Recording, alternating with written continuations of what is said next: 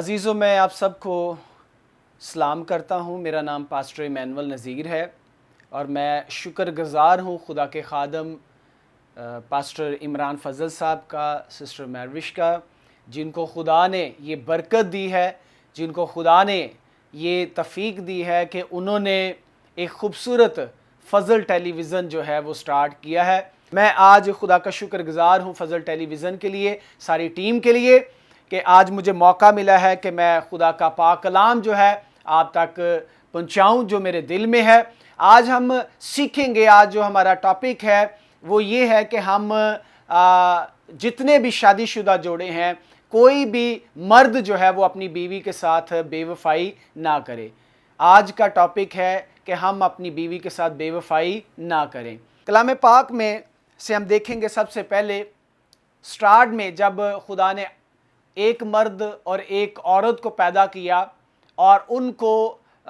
ساتھ رکھا اور ان کو برکت دی، تو کلام پاک میں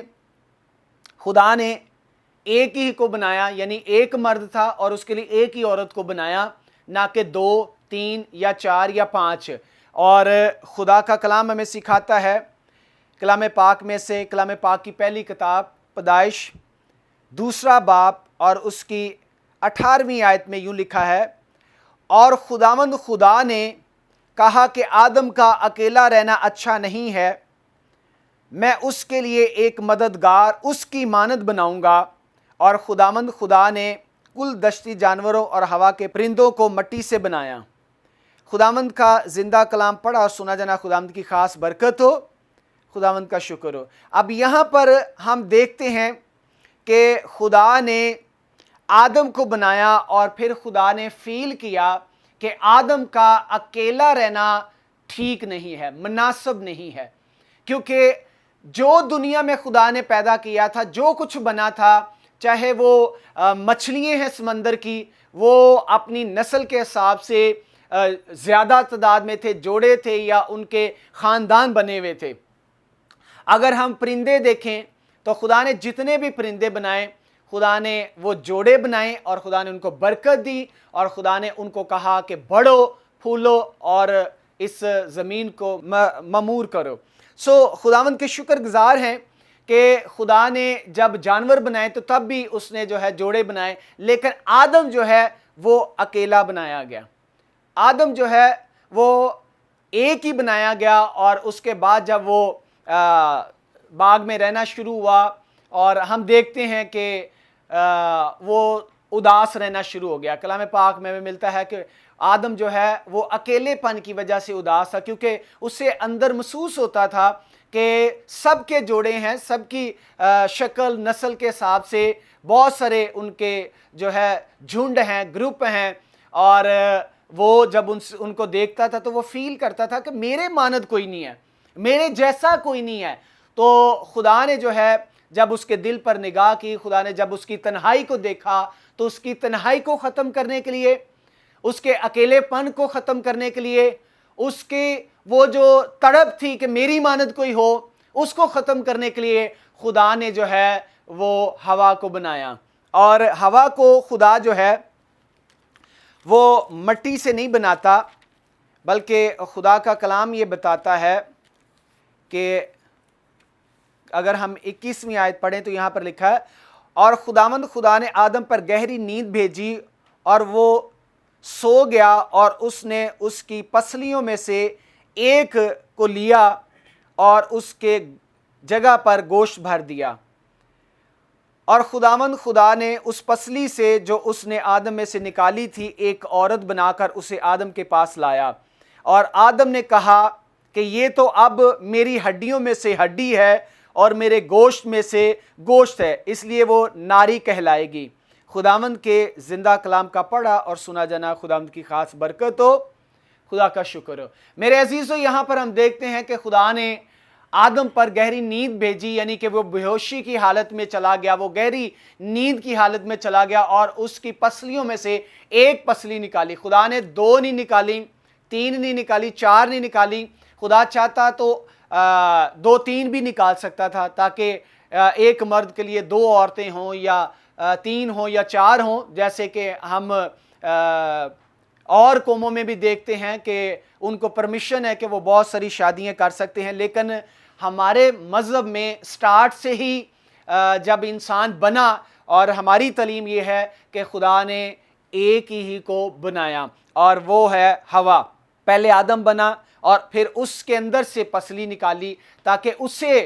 جو ہے وہ قدر ہو عورت کی، اس کو عورت کی رسپیکٹ کرنی آئے، اسے پتہ چلے کہ عورت کی کیا ویلیو ہے، کیونکہ وہ اس کے بدن کا ایک حصہ ہے۔ سو میرے عزیزو، یہاں پر آدم کو جب نیند میں سلا دیا گیا، جب وہ سو گیا گہری نیند میں،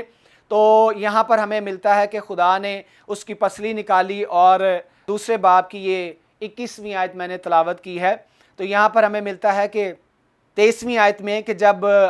آدم کے پاس ہوا کو لایا گیا تو آدم خوش ہوا، آدم کے اندر جو اداسی تھی وہ ختم ہو گئی، اور آدم خوش ہوا، اور خوش ہو کے وہ کہتا ہے کہ یہ تو میری ہڈیوں میں سے ہڈی ہے اور میرے گوشت میں سے گوشت ہے، یعنی میری باڈی کا حصہ ہے، میرا یہ ایک باڈی پارٹس ہے، یہ میرا ایک حصہ ہے۔ اور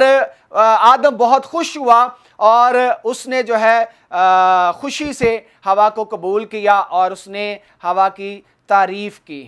اور خدا کا جو مقصد تھا ہوا کو بنانے کا وہ پورا ہو گیا، کیونکہ آدم اداس تھا اور اس کی اداسی ختم کرنے کے لیے اس کی مانند تیار کیا گیا، اور اس کے بدن میں سے ایک حصہ نکال کے اس سے ہوا کو تیار کیا۔ اور آج بھی بہت سارے لوگ جو ہیں، بہت سارے مرد جو ہیں، وہ اپنی عورت کے ساتھ، اپنی بیوی کے ساتھ بے وفائی کرتے ہیں۔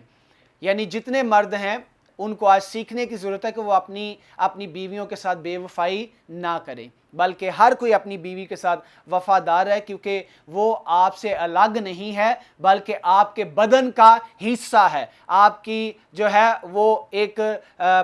پسلی سے وہ جو ہے بنائی گئی ہے، یعنی آپ کے لیے تیار کی گئی، جس طرح آدم کے لیے ہوا تیار کی گئی۔ تو خدا کے شکر گزار ہیں کہ جس کو بیوی ملی، کلام پاک میں لکھا ہے اس کو تحفہ ملا، امثال کی کتاب میں لکھا ہوا ہے کہ جس کو بیوی ملی اس کو خدا کی طرف سے تحفہ ملا۔ تو اس تحفے کی قدر کریں، اس تحفے کی جو ہے قدر جب ہم نہیں کرتے تو خدا بھی ناراض ہوتا ہے، کیونکہ اگر ہم جسمانی طور پہ دیکھیں تو اگر ہم کسی کو گفٹ دیتے ہیں، بڑے شوق سے ہم خرید کے بازار سے لاتے ہیں، ٹائم نکالتے ہیں، اور جب ہم اس گفٹ کو دیتے ہیں کسی کو، اور جب کسی کو وہ گفٹ دیا جاتا ہے تو وہ اس کی قدر نہ کرے، اس کو پسند نہ کرے، اس کو جو ہے اگنور کرے یا اس کو توڑ دے یا اس کو جو ہے کہیں پھینک دے، تو اگر ہمیں پتہ چلے یا ہم اسے دیکھیں کہ ہمارے گفٹ کی کیا جو ہے قدر ہو رہی ہے، کس طرح بہرومتی ہو رہی ہے، تو یاد رکھیں کہ ہم ناراض ہو جاتے ہیں، ہمیں برا لگتا ہے، ہمیں غصہ آتا ہے۔ اسی طرح یاد رکھیں جب خدا نے آپ کو گفٹ دیا ہے تو آپ اس کی قدر نہیں کریں گے، آپ اس کی ویلیو کو سمجھیں گے نہیں، تو خدا ناراض ہوگا، اور خدا ناراضگی کا اظہار بھی کرتا ہے۔ اگر ہم دیکھیں کلام پاک میں سے یہ کلام جو میں بھی تلاوت کرنے لگا ہوں کہ خدا ناراض ہوتا ہے، آدمیوں سے، مردوں سے ناراض ہوتا ہے جو اپنے گفٹ کی یا اپنی بیوی کی قدر نہیں کرتے۔ کلام پاک میں لکھا ہوا ہے، ملاکی 2 باب اور اس کی 13ویں آیت میں لکھا ہے، پھر تمہارے اعمال کے سبب سے خداوند کے مذبح پر آہو نالا اور آنسوؤں کی ایسی کثرت ہے کہ وہ نہ تمہارے ہدیے دیکھے گا اور نہ تمہارے ہاتھ کے نظر کو خوشی سے قبول کرے گا۔ تو بھی تم کہتے ہو کہ سبب کیا ہے؟ سبب یہ ہے کہ خداوند تیرے اور تیری جوانی کی بیوی کے درمیان گواہ ہے اور اس نے اس سے بے وفائی کی ہے۔ یعنی شوہر جو ہے جب بے وفائی کرتا ہے تو خدا کا کلام یہ بتاتا ہے کہ خدا ناراض ہو جاتا ہے۔ یہ آیتیں بتاتی ہیں کہ خدا ناراض ہے، اور خدا مذبح پر جب آپ آ کر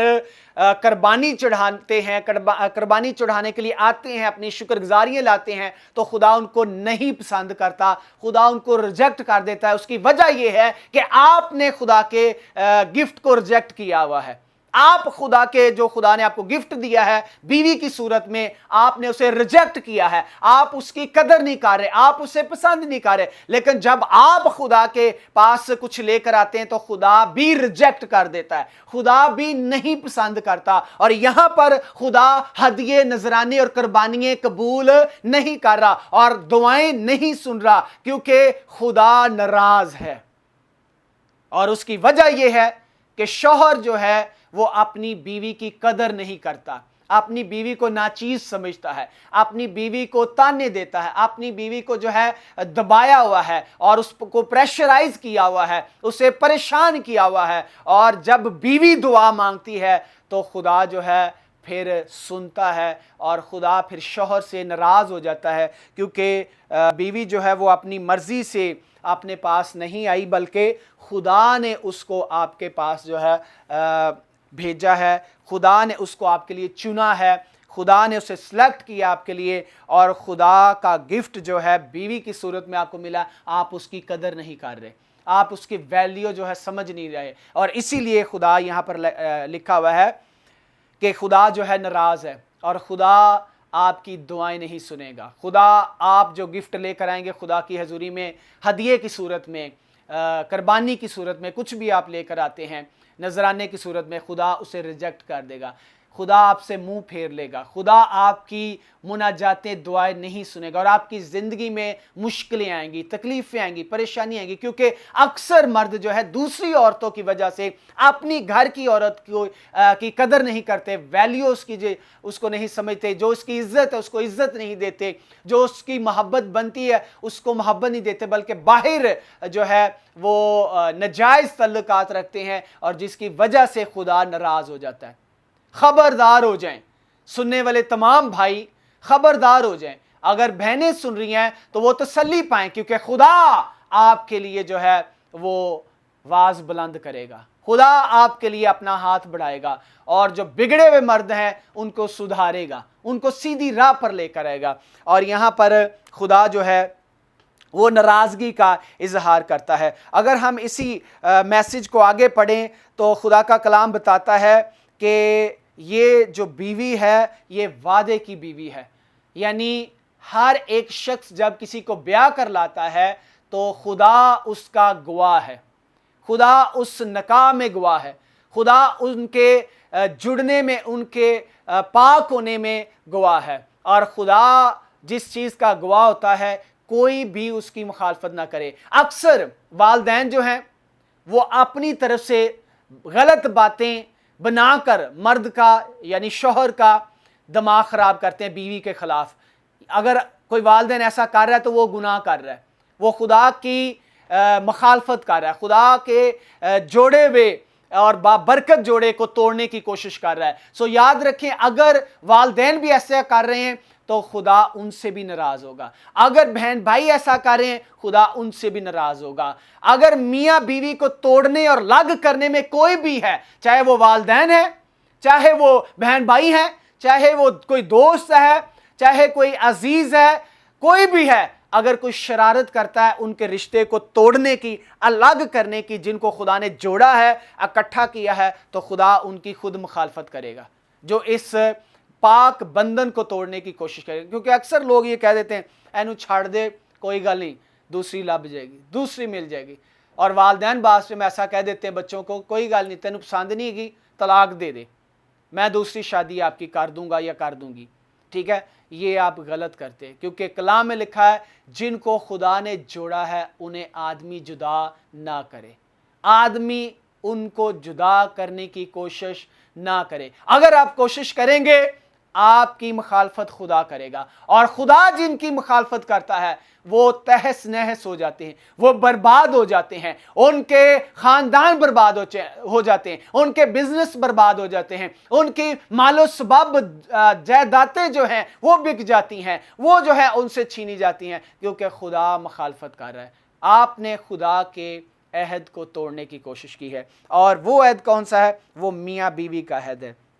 کیونکہ میاں بیوی جو ہیں وہ خدا کو حاضر ناظر جان کر خدا کے کلام پر ہاتھ رکھ کے ایک دوسرے کے دکھ سکھ میں ساتھ دینے کا وعدہ کرتے ہیں، اور اس وعدے کے گواہ جو ہیں انسان بھی ہوتے ہیں، لیکن انسان جو ہیں ان کی زندگی کا کوئی بھروسہ نہیں ہے۔ انسان جو ہیں وہ وقتی طور پہ گواہی دے سکتے ہیں، انسان جو ہے وہ جھوٹ بھی بعد میں بول سکتے ہیں، انسان جو ہے وہ مر بھی سکتے ہیں، انسان جو ہے ایک ملک کو چھوڑ کے دوسرے ملک میں بھی جا کر رہائش پذیر ہو سکتے ہیں، رہ سکتے ہیں، اور آپ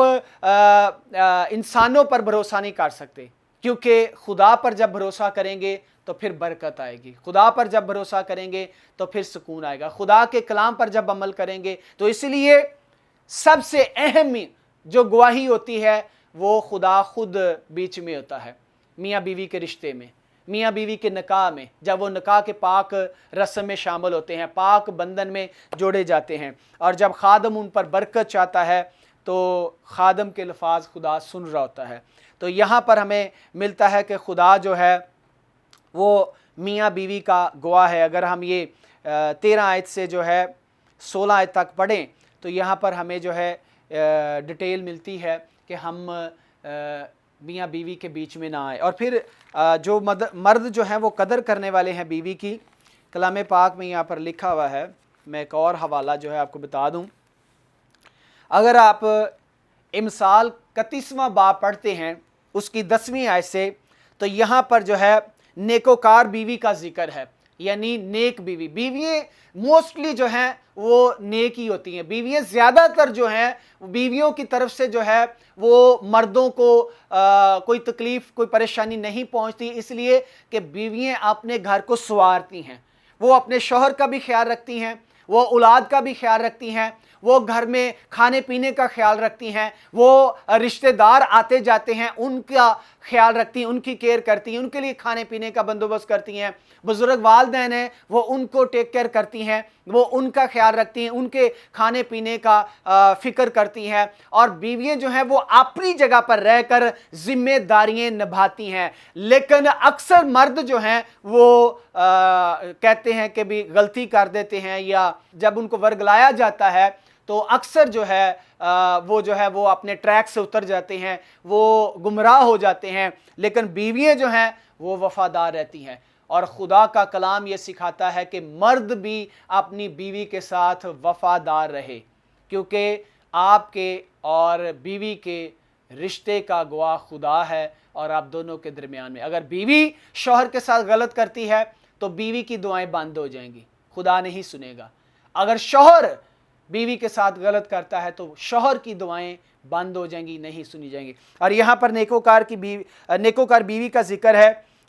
کہ وہ کس طرح اپنے بچوں کے لیے صبح سویرے اٹھتی ہے،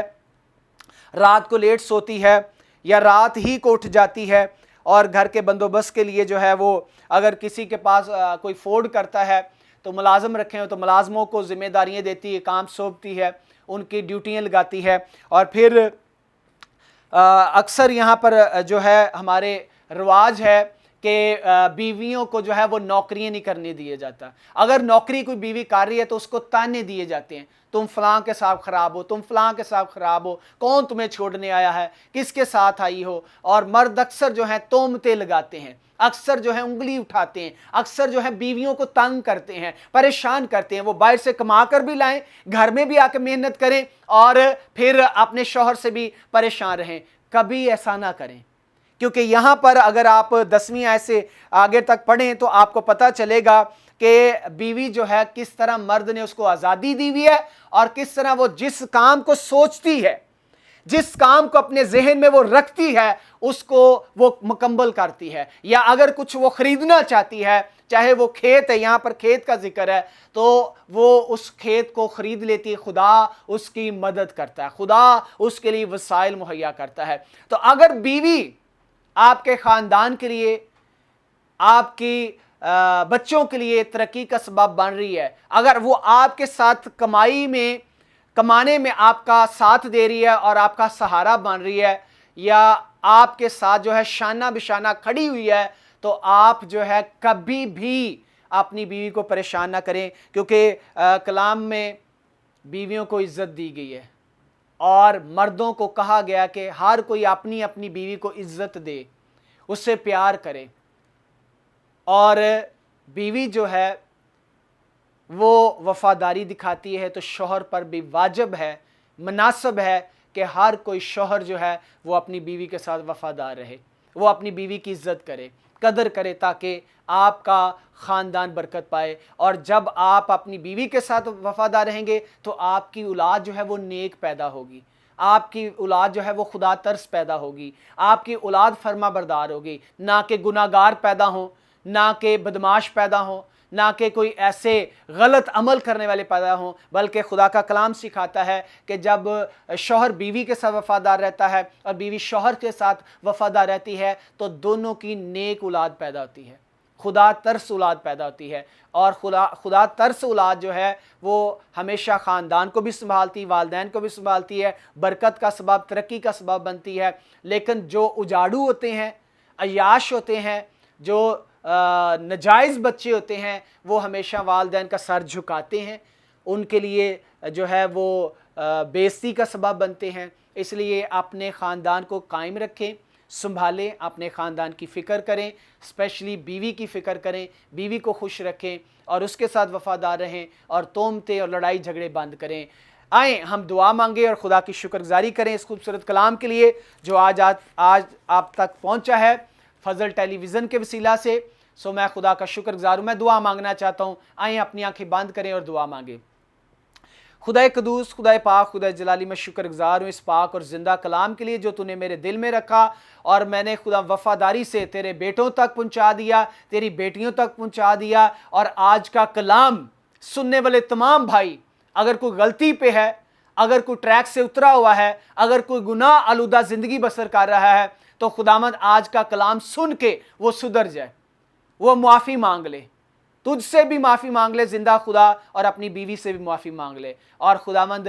फिर से इस जोड़े को, इस ख़ानदान को बहाल कर जो किसी की वजह से, किसी तीसरे की वजह से टूटा हुआ है, अलग अलग है, परेशान है, लड़ाई झगड़े हैं, यीशु के नाम से जाते रहें। और आज के कलाम के सबब से बहुत सारे तेरे बेटे बेटियाँ बरकत पाएँ और जो शरारत कर रहे हैं वो अपनी शरारत से बाज आएँ और खुदावंद तुझसे बरकत हासिल करें। क्योंकि शरारती ज़हन, शरारती खोपड़ी जो है उसको खुदावंद तू चकनाचूर कर देता, उसे तू तोड़ देता है, उसे तू खुदा ख़त्म कर देता है। सो खुदावंद अगर कोई शरारत अपने दिमाग में रखता है तो वो तर्क करे, वो छोड़े, मुआफ़ी मांगे और खुदावंद तेरी हजूरी में आकर बरकत पाए। ये दुआ तेरे बेटे अपने खुदावंद यीशु मसीह के नाम से बड़े ईमान से मांगता और पा लेता हूँ, आमीन। गॉड ब्लेस यू जी। खुदावंद आप सबको बरकत दे। फजल टीवी देखते रहें और बरकत पाते रहें, आमीन।